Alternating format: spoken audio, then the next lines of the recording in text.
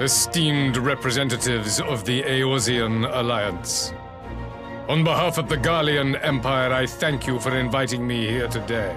As this parley was convened at your request, I invite you to speak first. Very well, Your Radiance. I, Nanimo Ulnamo, 17th in the line of Ul, should be pleased to oblige you. As recent events in Alamigo and Doma have made plain, the subjugation and exploitation of neighboring nations is not a sustainable policy. Should this day end in war, you may very well defeat us, but you will never extinguish the people's desire for freedom. Though it may not be in our lifetime, there will be another revolution, another war, and the cycle will continue. Doma has entered into a concord with the nations of Eorzea, a partnership wherein we recognize one another as equals. Garlemald could be afforded similar treatment. You need only set aside your ambitions and join us in paving a path towards peace.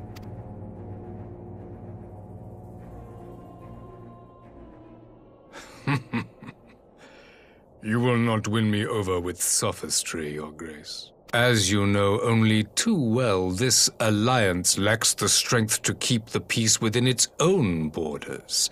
Even now, your struggles with the Beastmen continue unabated.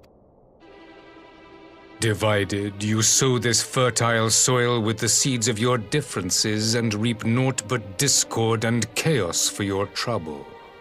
Eorzea must be united under one leader, one purpose. I would offer you both and bring an end to your strife.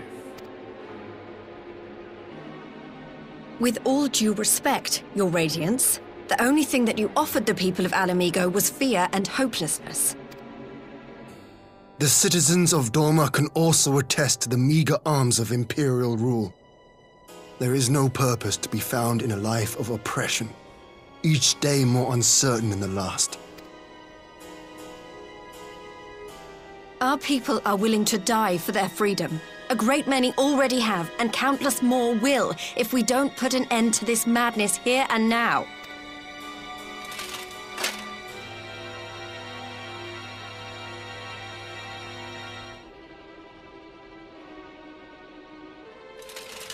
We brought order and stability to your lives.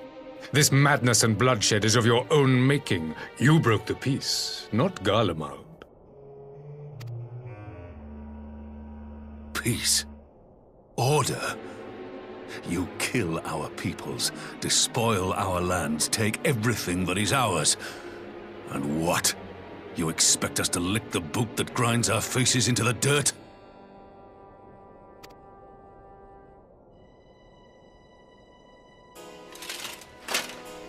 I expect you to weigh the costs, to recognize that countless lives have been lost on both sides in pursuit of a greater good, and to not squander all we have achieved in a fit of petulance.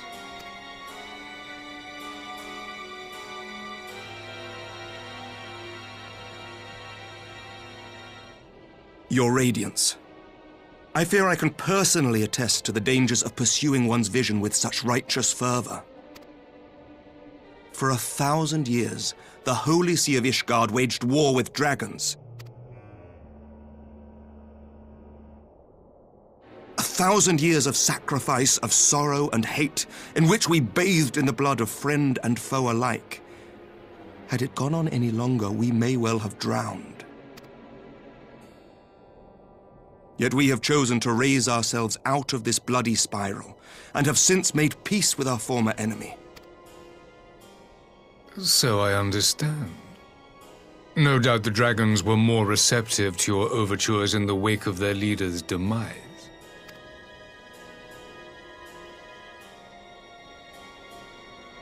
You speak of peace, yet use war to achieve it. Your father would not have bothered to obscure his intent with honeyed words. He understood that strength is all that matters in the end.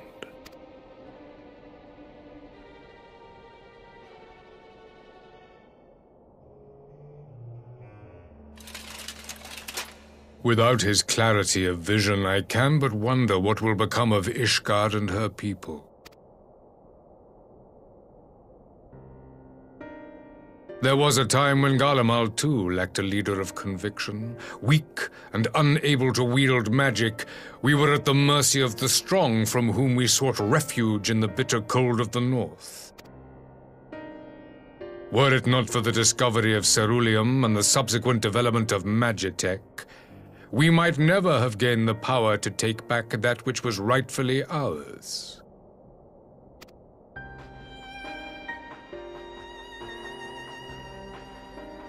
You speak as if your people were the first to have been driven from their homes. Limsa Lominsa was built by wayward souls in search of a place to call their own. On the shores of Vilbrand we found it, and from those humble beginnings did we grow and flourish. And all without robbing our neighbors of their liberty.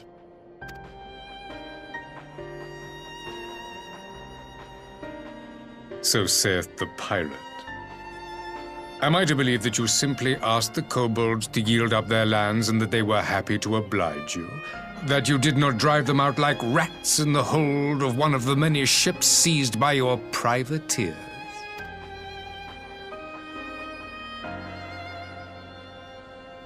I will concede that after centuries of exile, reclamation may be mistaken for invasion. Nevertheless, it is not. And those who till stolen soil have no right to object when cast out in turn.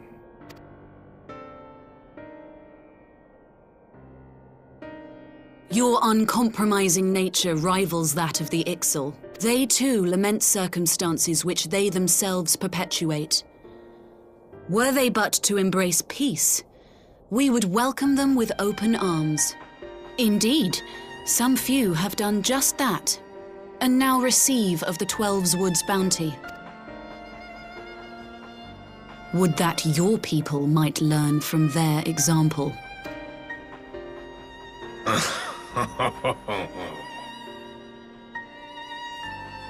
You dare compare us to the Birdmen?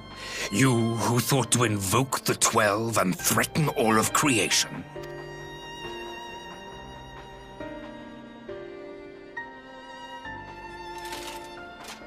I came here in the hope of finding some speck of common ground, but I see now these discussions will accomplish nothing. Despite what you people may believe, I am not wont to choose the sword over the olive branch. 'Tis but a pity men are loath to accept one without first being shown the other.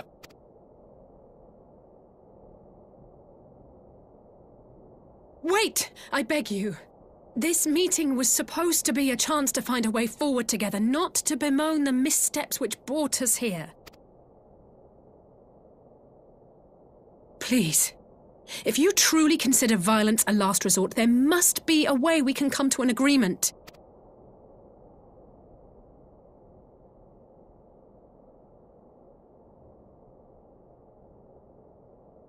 As Mistress Alisaie says, we did not come here to bicker over the past, but to discuss how we might strive towards a brighter future.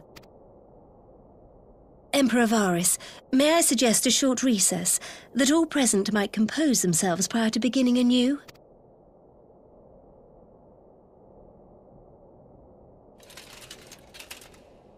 Very well.